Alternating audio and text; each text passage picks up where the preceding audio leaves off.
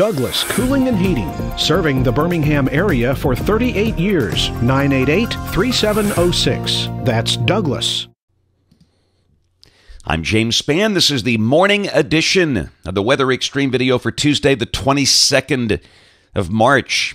Another warm day coming up today. Cold front on the way, but more than likely this initial front will not pose any major issues.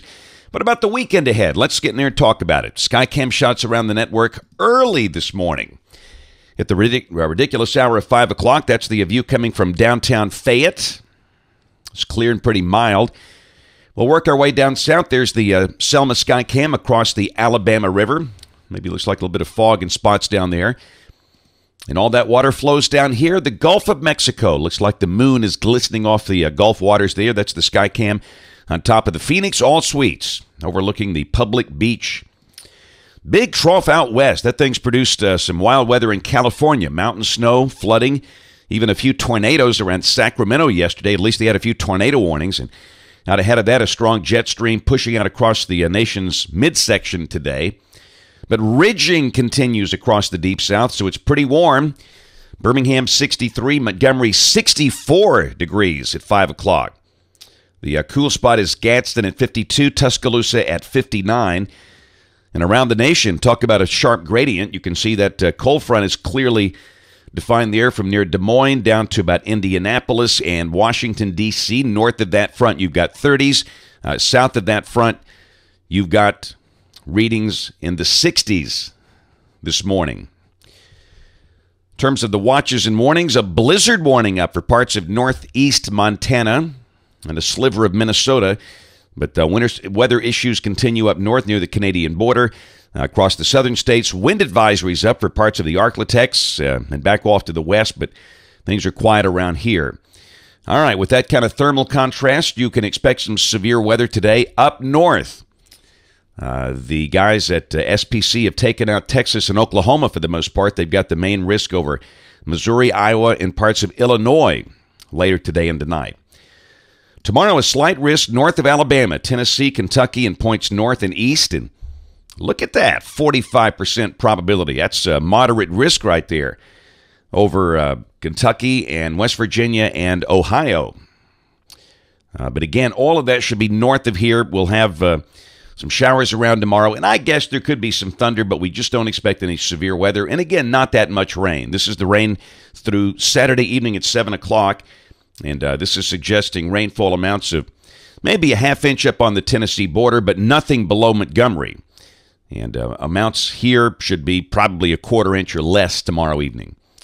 We'll check the OZGFS at noon today at 500 millibars. That big trough out west begins to weaken a bit and lift north, and down below that, the surface low is under 1,000 millibars near Omaha, Nebraska, with a trailing front, snow up in the cold air, showers and storms developing in the warm sector.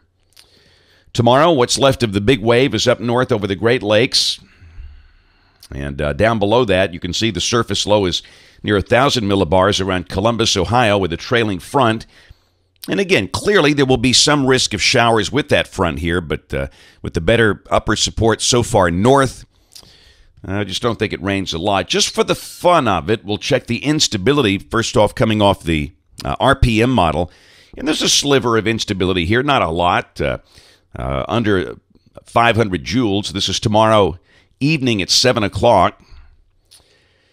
And look down below that, look at the surface chart. Just hardly anything. A band of weakening showers, and mainly over Tennessee, and that's showing nothing here. So, again, we'll mention some chance of a shower late tomorrow night. Don't think we'll see that much. Thursday, we're dry. A little cooler. Highs drop back into the mid-70s. Friday will be sunny. Friday morning, pretty cool. Low 40s likely. Maybe some upper 30s for the colder pockets, but we'll wind up in the mid-70s again. All right, weekend weather fans, let's look at the Saturday. You can see energy that is north of the state, another trough coming into the Pacific Northwest, a west to southwest flow aloft, and down below that we have a surface low, relatively weak for this time of the year, 1,004 millibars, near Cape Girardeau, Missouri. And again, some risk maybe of a shower Saturday afternoon. We think much of the day Saturday will be dry and mild, highs probably upper 70s with an increase in clouds. We'll go to Saturday night at midnight. That surface low moves east, and you can see that trailing front coming in here. So we'll mention a chance of showers, and there could be some thunder, but again, kind of like our system tomorrow, not a lot of upper support, so we don't expect any severe weather.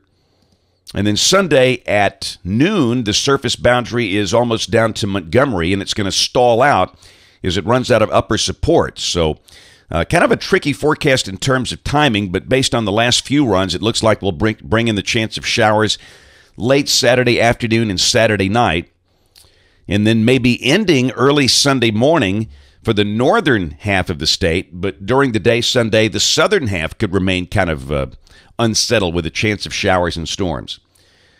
And then Monday, look what happens. Here comes the short wave coming at us. And down below that, the surface boundary kind of lifts north with a surface low developing near Jackson, Mississippi, 1,008 millibars. And Monday could work out to be pretty wet. So, again, the confidence is not particularly high this far in advance with a setup like this. Trying to tell you exactly those windows when it's going to rain, when it's not going to rain. But clearly there's going to be some risk of showers and maybe a few storms Saturday night, part of the day Sunday, and certainly on Monday. And then Tuesday, that feature moves on to the east, and the rain should be diminishing by then. All right, I'll go a couple of more days out here to the 31st. Here comes this trough, and again, every run is going to look different. We all know that.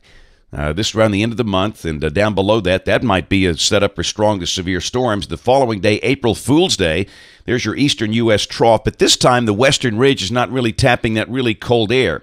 So it turns sharply colder there, but maybe not a setup to give us lows in the 20s. But, you know, we've seen looks that are very cold around this point. So again, clearly I think there is a risk of a late season freeze around the first few days of April. And we just can't be specific, you know, for several more days. It's just too early.